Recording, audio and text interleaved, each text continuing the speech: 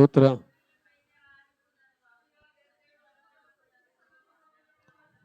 హల్లెలూయా హల్లెలూయా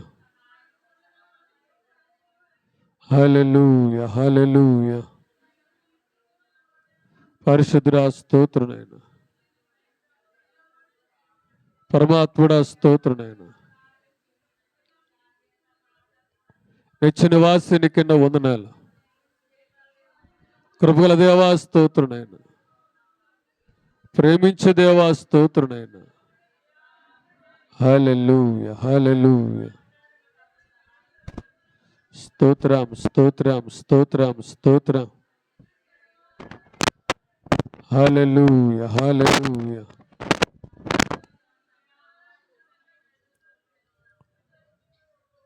యేసయ్యా స్తోత్రునైనా,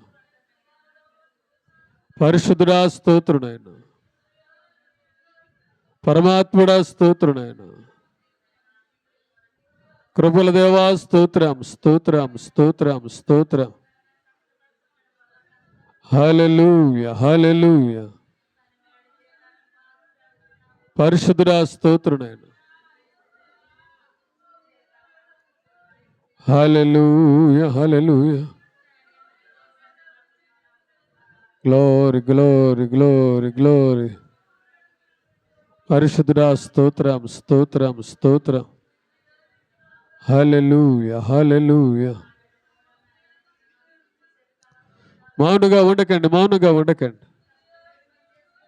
స్తోత్రం స్తోత్రం స్తోత్రం. పరిశుద్ధుడా స్తోత్రునైనా, నిత్య నివాసిని కింద వందనాలు. హల్లెలూయా హల్లెలూయా.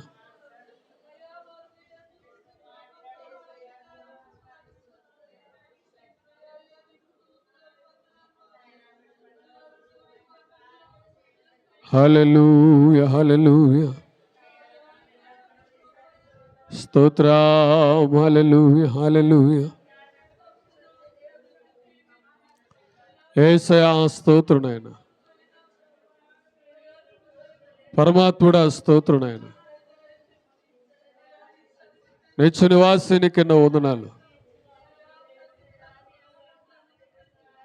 స్తోత్రం స్తోత్రం స్తోత్రం స్తోత్రం. హల్లెలూయా హల్లెలూయా హల్లెలూయా హల్లెలూయా. స్తోత్రం స్తోత్రం స్తోత్రం స్తోత్రం. పరమాత్ముడానికి వందనాలు, కృపల దేవానికి వందనాలు, ప్రేమించే దేవా స్తోత్రునైనా. హల్లెలూయా హల్లెలూయా హల్లెలూయా. స్తోత్రం స్తోత్రం.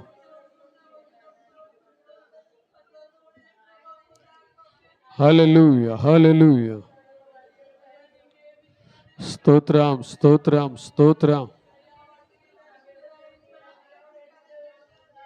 పరిశుద్ధుడా స్తోత్రునైనా.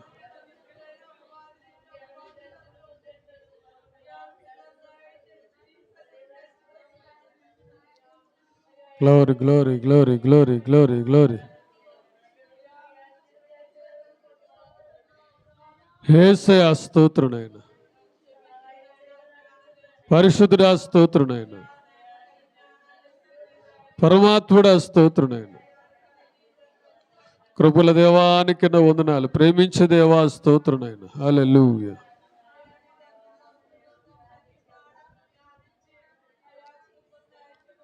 Glory glory glory glory. స్తోత్రం స్తోత్రం స్తోత్రం. ప్రేమించేదను అధికముగా, ఆరాధింతు ఆసక్తితో. చప్పలు కొడదాం. ప్రేమించేదను అధికముగా, ఆరాధింతు ఆసక్తితో, నిన్ను పూర్ణ మనసుతో ఆరాధింతు, నిన్ను పూర్ణ బలముతో ప్రేమించేదా, నిన్ను మనసుతో ఆరాధింతు నిన్ను పూర్ణ బలముతో ప్రేమించేదా ఆరాధన ఆరాధన ఆరాధన ఆరాధన ఆరాధన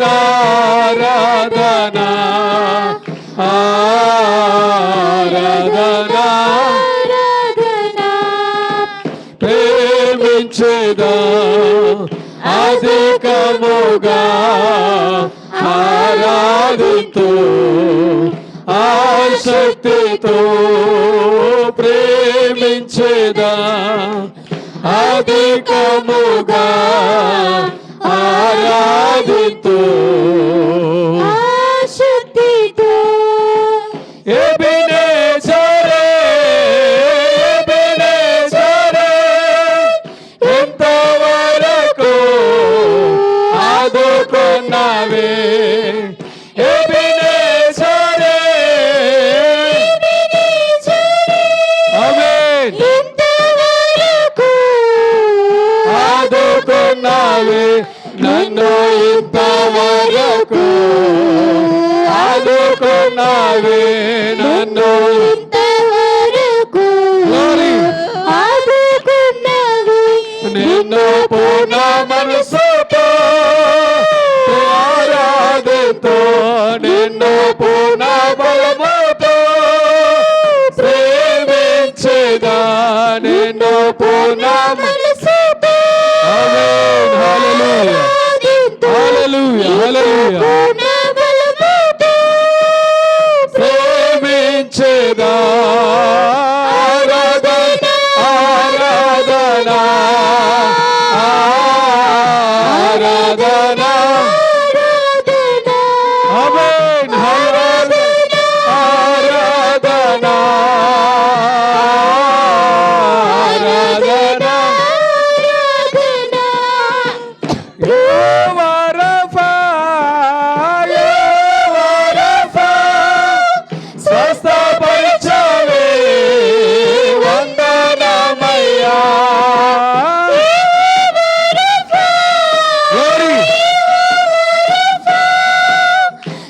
స్వస్థపరిచావే వందనమయ్యా నన్ను స్వస్థపరిచావే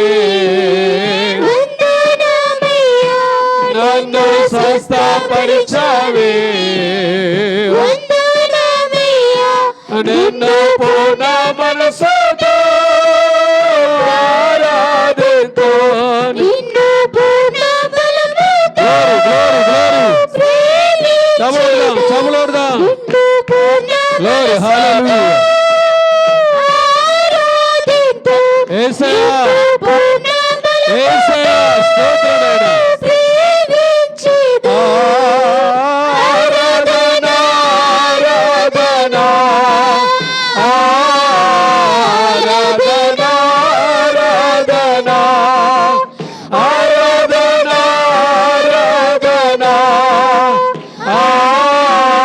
ఆరాధన ఆరాధన ఆరాధన గ్లోరీ ఆరాధన ఆరాధన ఆరాధన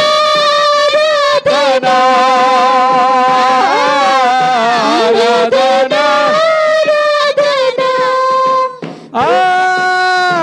ఆరాధన స్తుతి ఆరాధన ఆరాధన సేవారాధన ఆరాధన స్తుతి ఆరాధన ఆరాధన స్తుతి ఆరాధన స్తుతి ఆమేన్ ఆరాధన స్తుతి ఆరాధన ఆరాధన స్తుతి ఆరాధన ఆరాధన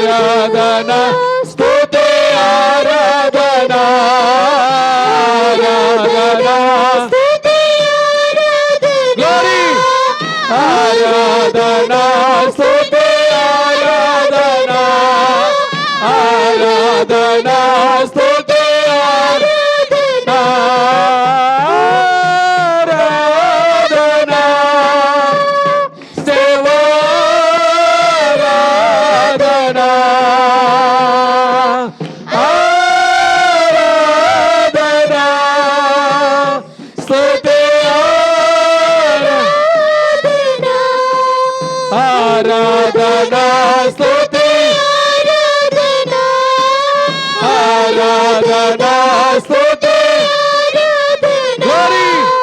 ఆరాధనా స్తుతి Glory. ఆరాధనా స్తుతి ఆరాధనా ఆరాధనా స్తుతి ఆరాధనా ఆరాధనా స్తుతి ఆరాధనా ఆరాధనా స్తుతి ఆరాధనా ఆరాధనా స్తుతి ఆరాధనా ఆరాధనా స్తుతి ఆరాధనా ఆరాధనా స్తుతి ఆరాధనా ఆరాధనా స్తుతి ఆరాధనా ఆమేన్ ఆరాధనా స్తుతి ఆరాధనా హల్లెలూయా హల్లెలూయా యేసయ్యా నీకెన్నో వందనాలు పరిశుద్ధాత్మ దేవానికి ఎన్నో వందనాలు కృపతో నింపుతున్న విధానం బట్టి నీకెన్నో వందనాలు మా అవసరతలు తీరుస్తున్నందుకు మా అక్రతలు తీరుస్తున్నందుకు నీకెన్నో వందనాలు నైనా వారికి వాళ్ళే ప్రార్థన చేద్దాం సంఘబిడ్డ గారు మోషే గారు ప్రార్థన నడిపిస్తారు హల్లెలూయా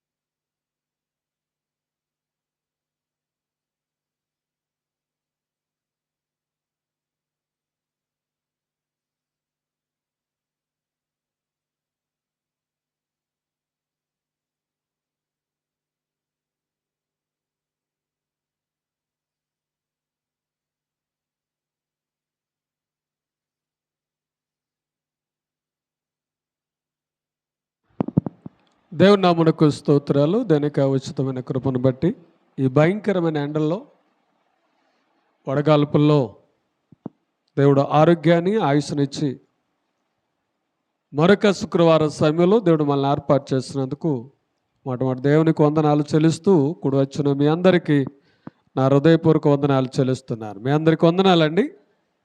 మంచిదండి. ప్రభుని ఈ విధంగా ఆరాధించడం, ప్రభుని స్తుతించడం అనేది ఎంతో ఆనందము, శ్రేయస్కరమని నమ్మి ఇవాళ మనము ఈ విధంగా ఉన్నామంటే ఆయన ఉచితమైన కృప. ఇవాళ ఈ ఎండల్లో, ఈ వడగాలుపుల్లో అనేక మంది లోకాన్ని విడిచిపెట్టి వెళ్ళిపోతున్నారు. కానీ మనము సజీవంగా ఉండగలుగుతున్నాం, ఆరోగ్యకరంగా ఉండగలుగుతున్నాం, మనకిష్టమైన ప్రయాణాలు చేయగలుగుతున్నాం, పని పాటలు చేసుకోగలుగుతున్నాం అంటే మన వెనక ఎవరున్నారు? మన దేవుడు ఉన్నాడు, మనకు సహాయం చేస్తున్నాడు.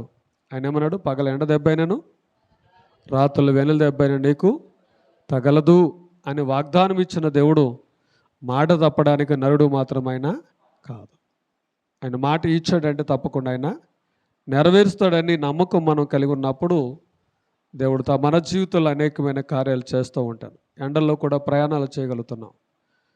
కరెంట్ లేకపోయినా ఒక్కబోస్తున్నా కానీ మనం తట్టుకోగలుగుతున్నాం అంటే దేవుడే ఆయుస్సును, ఆరోగ్యాన్ని మనకు ఇచ్చారని నమ్ముతున్నాం. మనము మరొకసారి దేవునికి స్తోత్రాలు చెల్లిద్దాం. దేవుని స్తోత్రం.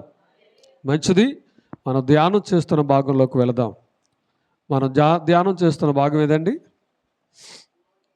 122వ కీర్తన మనం ధ్యానం చేస్తున్నాం. గమనించండి, మరొకసారి నేను మీకు చెప్తున్నాను, మీకు అలవాటు అయిపోవాలి. 120వ కీర్తన ఏంటండి? యాత్రా కీర్తనే. ఆ కీర్తన ఎప్పుడు పాడారు? ఆ కీర్తన ఎప్పుడు పాడారు? కొండెక్కినప్పుడు పాడారా? వాళ్ళు ఉన్న స్థలం నుంచి బయలుదేరినప్పుడు పాడారు. ఎక్కడికి వెళ్తున్నారు వాళ్ళు? యెరూషలేమునికి వెళ్తున్నారు. సంవత్సరానికి 3 సార్లు. ఎందుకంటే మర్చిపోకూడదు. ఇన్నిసార్లు మనం చెప్పుకున్నామంటే అది గుర్తుండిపోవాలి మనకి.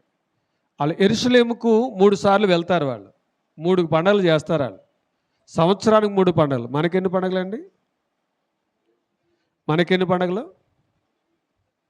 ఎవరు మాట్లాడట్లేదు అట్లా. మనకెన్ని పండుగలు? 3 పండుగలే. ఒకటేటి క్రిస్మస్, రెండవది గుడ్ ఫ్రైడే, మూడవది ఈస్టర్.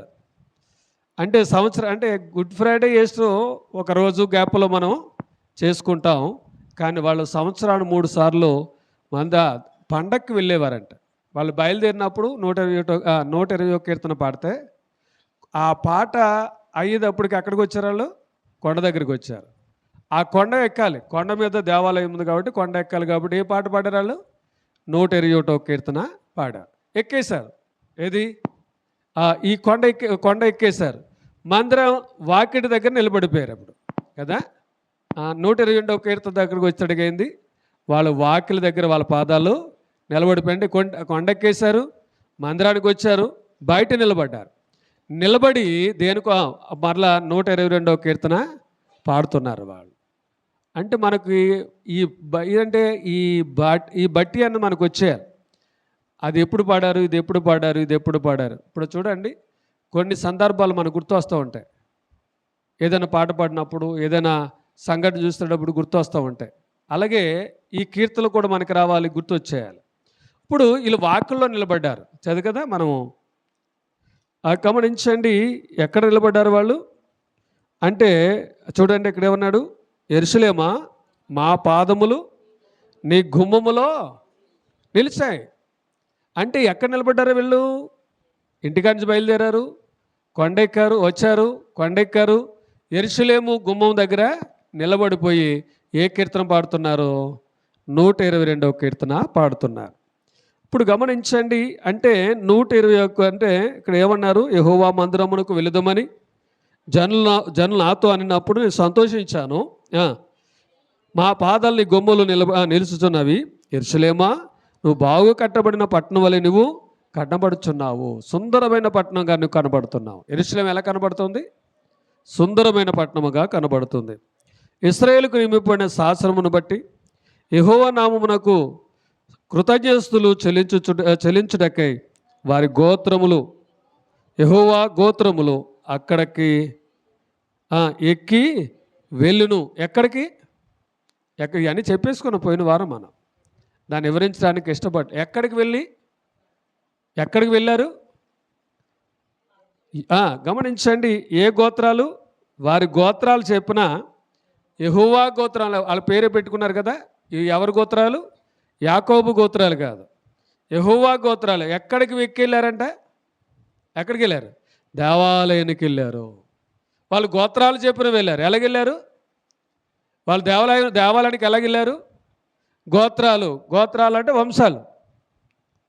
వంశాలు చెప్పిన వెళ్ళిపోయారు. అంటే కుటుంబ సమేతం కాదు, వాళ్ళు దేవుని మందిరానికి వెళ్ళారు. దేవుని స్తోత్రం చెప్పండి. ఇప్పుడు ఐగుప్తు దేశంలో ఉన్నప్పుడు అయ్యా మా దేవునికి ఆరాధించడానికి 3 దినాలు ప్రయాణం చేసి వెళ్ళాలి, బలి అర్పించాలి, రావాలంటే హేరోదు అంటాడు, మీరు పురుషులు మాత్రమే వెళ్ళండి అన్నాడు. అలా కాదు, మా కుటుంబ సమేతంగా కూడా మేము వెళ్ళాలి. ప్రభుని ఆరాధించడానికి ఎలాగెళ్ళాలి? కుటుంబ సమేతంగా వెళ్ళాలి. మా యొక్క గొర్రెలు ఆగడానికి వెళ్ళలేదు, లేదా మా పశువులు ఆగడానికి వెళ్ళలేదు, ఏది కూడా ఆగడానికి వెళ్ళలేదు. మా కుటుంబ సమేతంగా మేము వెళ్ళాలి అని హేరోదుతో మాట్లాడుతున్నారు. అలాగే దేవుని ఆరాధించడానికి ఎలా రావాలి? కుటుంబ సమేతంగా రావాలి. ఇది దేవుని యొక్క వాక్యం. మనమేం చేస్తామంటే మనమే వస్తాం, మన పిల్లలు ఎక్కడో ఉంటారు. మనమే వస్తాం, మన పిల్లలు ఏదో చేస్తూ ఉంటారు, మన భర్త ఏదో చేస్తూ ఉంటారు. ఎప్పుడైనా నువ్వు వచ్చావు, నీతో పాటు నీ భర్తను తీసుకురాగలిగావా? ఎప్పుడైనా అడిగావా? అయ్యా ఈ వారమన రావా? నాకు బాగా గుర్తు, ఇలా చెప్పుకున్నాను, ఏదో డబ్బా కొట్టుకున్నానని కాదు, అని దేవుడు నా మాట వింటున్నాడు, నా ఆలోచన గ్రహిస్తున్నాడు. నా చిన్నప్పుడు మా నాన్నగారు ప్రార్థనకు వచ్చేవారు కాదు. అయితే ఆయన అనేది, మా అమ్మనిది, ఈ వారం ఎలా రాలేకపోయావు, కనీసం వచ్చే వారం అన్న రానేది. వచ్చే వారం వచ్చాక అనేది, ఈ వారం అన్నారా, పోయిన వారం ఎలా రాలేదు కదా, ఈ వారం అన్నారా, ఆదివారం అనేది. అలాగే ఎన్నో వాయిదాలు వేసుకుంటే అలాగా ప్రతి ఆదివారం అడుగుతూనే ఉన్నది, రా అని. లాస్ట్కి ఆ పోరు పడలేక మందిరంలో అడిగెట్టేశాడు ఆయన. దేవుని స్తోత్రం. అలాగే ఎప్పుడైనా ఆయనకి ఇసుకొచ్చేలాగా ఎప్పుడైనా అడిగారా మీరు? ఆయనకి ఇసుకొచ్చేలాగా, అమ్మ ప్రార్థన రా బాబు, అయ్యా. ఎందుకంటే చూడండి, మనం ఏదైనా సంపాదించుకోవాలంటే, మనం ఏదైనా కావాలంటే ఎంతకి ఇసుకిస్తాం? మనం కోప్పడిపోతాం, ఇవ్వకపోతే కోప్పడిపోతాం. వాళ్ళ దగ్గర నుంచి అది సమాధానం రాకపోతే కోప్పడతాం. కానీ దేవుని మందిరం రాకపోతే కోప్పడుతున్నారా? బతిమాలుతున్నారా? లేదు. ఇక్కడ చూడండి, వాళ్ళు దేవుని మందిరానికి ఎలా వచ్చారా? వాళ్ళు గోత్రాలతో వచ్చేసారు. అంటే అర్థం ఏంటి? పిల్లలతో కూడా వచ్చేసారు వాళ్ళు. అంటే దేవుని మందిరంలో ఉండడం వాళ్ళకి ఎంతో ఆశ, కుటుంబ సమేతంగా ఉండాలనే ఆశ, కుటుంబ సమేతంగా ప్రభుని ఆరాధించాలనే ఆశ, కుటుంబ సమేతంగా ప్రభుని స్తుతించాలనే ఆశ వాళ్ళకు ఉంది. కాబట్టి పిల్లలతో సహా వచ్చేసారు వాళ్ళు. మనం రావడమే కష్టమైపోతుంది ఈ దినాల్లో. మన కుటుంబం ఎక్కడొస్తుంది? మనకు లెక్కలు ఉంటాయి కదా.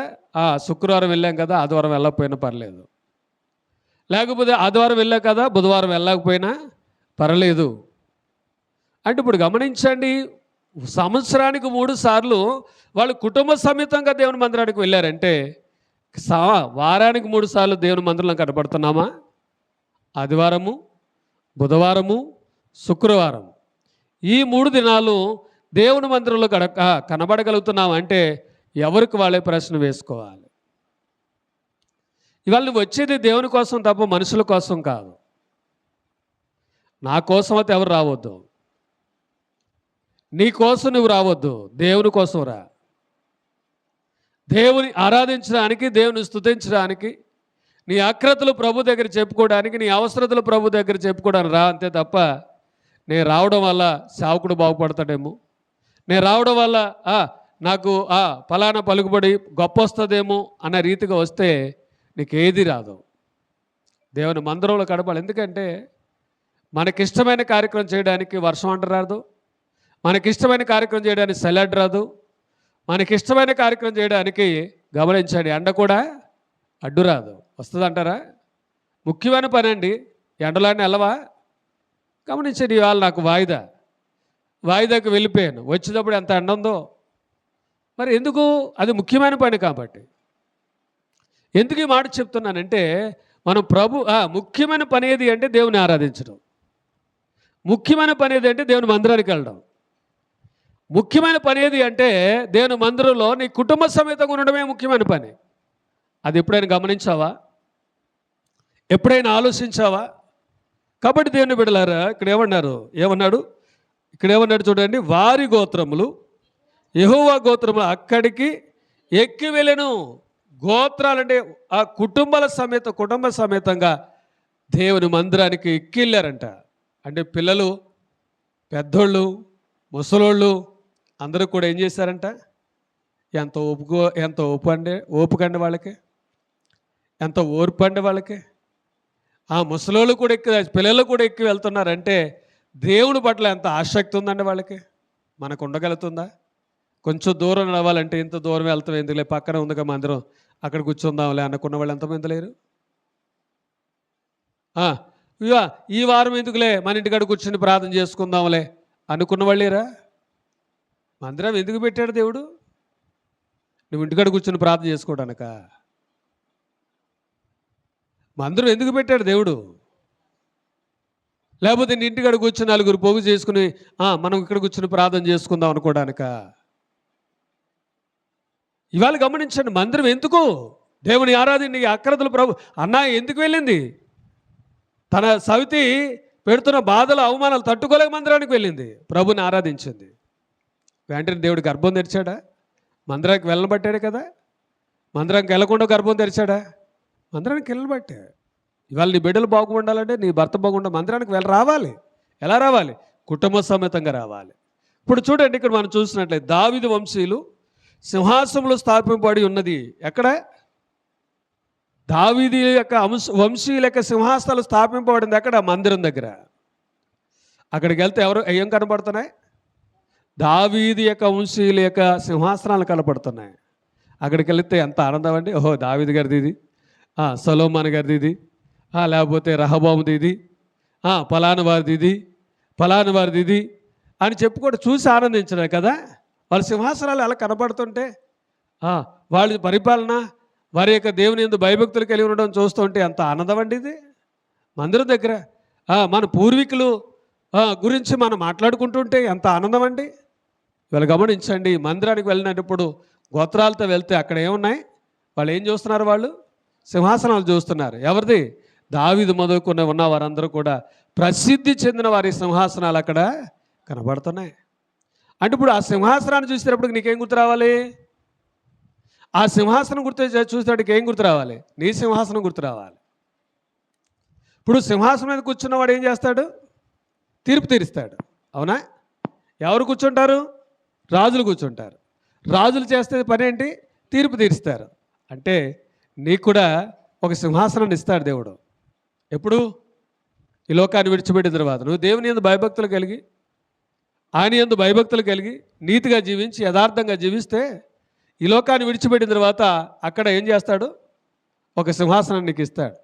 సింహాసనం మీద కూర్చోబెట్టి అంటాడు, అమ్మాయి రే తల్లి, ఇదిగో వాళ్ళకి నువ్వు తీర్పు తీర్చు.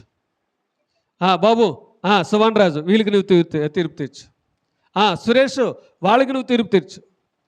లేకపోతే అక్క విజయమ్మ గారు, ఇక దీనికి వీళ్ళకి తీర్పు తీర్చాడు. వాళ్ళకి ఒక్కొక్కరికి ఒక సింహాసనం వేస్తుంటే వీళ్ళకి ఎంత గర్వం, ఎంత ఆనందం అండి. ఇప్పుడు తీర్పు తీర్చే స్థలములో దేవుడు నిన్ను పెడుతున్నాడు. పరలోక పట్టణానికి వెళ్ళేటప్పుడు ఒక సింహాసనం ఇచ్చి తీర్పు తీరుస్తున్నాడు. ఎవరికి తీర్పు తీరుస్తారు మీరు? దేవునికి దూతలకు మీరు తీర్పు తీరుస్తారు కాదంటారు. బైబిల్లో లేదా ఆ విషయం?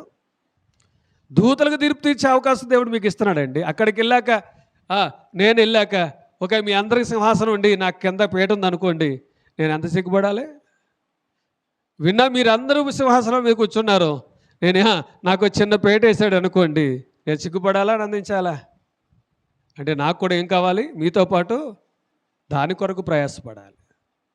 ఇవాళ గమనించండి, ఎంతో ప్రయాసతో ఆ కుటుంబ సమేతానికి వెళ్తుంటే ఆ దేవాలయం దగ్గర ఏం కనబడుతున్నాయి? సింహాసనాలు కనబడుతున్నాయి. ఎవరిది? దావీదు మొదలుకొని ప్రసిద్ధి చెందిన వాళ్ళకి సింహాసనాలు చూసి వాళ్ళు ఆనందిస్తావు. మన పితరులు, దావీదు గారి సింహాసనం ఇది, సొలొమోను గారి సింహాసనం ఇది, రెహబాం గారి సింహాసనం ఇది. అబ్బా, మనం చూడలేదు కానీ సింహాసనం ఎంత బాగున్నాయి. చూసి ఆనందించేవాళ్ళు లేరా? చూసి సంతోషించేవాళ్ళు లేరా? ఇవాళ గమనించండి, ఒకవేళ నేను చనిపోయిన తర్వాత అక్కడికి వెళ్ళాక ప్రభు అంటాడు, ఆనందరాజు ఈ సింహాసనం మీద కూర్చోబోయా, నీ కూర్చో, నీకోసం తయారు చేశానంటే మీ అందరి ఎదురు కూడా నాకు ఎంత గర్వం అండి, ఎంత సంతోషం అండి. ఆ సింహాసనం మీద కూర్చొని ఎంత సంతోషిస్తూ ఉంటాను. అందరి ఎదురు కూడా కుర్చీ వేస్తానే ఆ కుర్చీలు కూర్చొని అంత ఆనందపడతామే. సింహాసనం మీద కూర్చోవడం అంటే ఎంత ఆనందం అండి. కాబట్టి ఇప్పుడు మన ప్రయాస దేని కొరకు, మన భక్తి దేని కొరకు, మన విశ్వాసం దేని కొరకు? ఒక సింహాసనాన్ని సంపాదించుకుందాం. మనం కూడా తీర్పులుగా ఉందాం. దేవునికి దూతలకు తీర్పు తీర్చేవారుగా ఉండాలంటే ఈ లోకములో మన భక్తి సరైనదిగా ఉండాలి. క్రిందకి వెళ్తున్నాను. ఏమన్నాడు? యెరూషలేము యొక్క క్షేమం కొరకు ప్రార్థన చేయడి. ఇప్పుడు మనం ఏం చేయాలి? ఇక్కడ ప్రార్థన అవసరత కోరుకున్నాడు. కీర్తనకారులు ఏం చేస్తారు? ఒక అవసరత కోరుకున్నారు. ఇప్పుడు చూడండి, ఇప్పుడు ప్రార్థన అవసరత కోరుకున్నాడంటే ఇప్పుడు నా కోసమో నా పిల్లల కోసమో నేను చేసుకోవాలి, అడగాలి. నేను నా భార్య గురించి ప్రార్థన చేయండి, లేకపోతే నాకు ఆరోగ్యం కొరకు ప్రార్థన చేయండి, లేకపోతే నా బిడ్డల కొరకు ప్రార్థన చేయండి అని అవసరత కోరుతారు. దేశం కొరకు అడిగే వాళ్ళు ఎవరున్నారా? వీళ్ళేంటంటే చాలా విచిత్రంగా మాట్లాడుతున్నారు. చాలా విచిత్రంగా మాట్లాడుతున్నారు వీళ్ళు. ఇలా ఉన్నారు, అబ్బాయి బాబు ఒక ప్రార్థన అవసరత కోరుతున్నాను, ఏంటో తెలుసా? నా దేశం కొరకు ప్రార్థన చేయండి, నా దేశం యొక్క రక్షణ కొరకు ప్రార్థన చేయండి, నా దేశం యొక్క క్షేమం కొరకు ప్రార్థన చేయండి.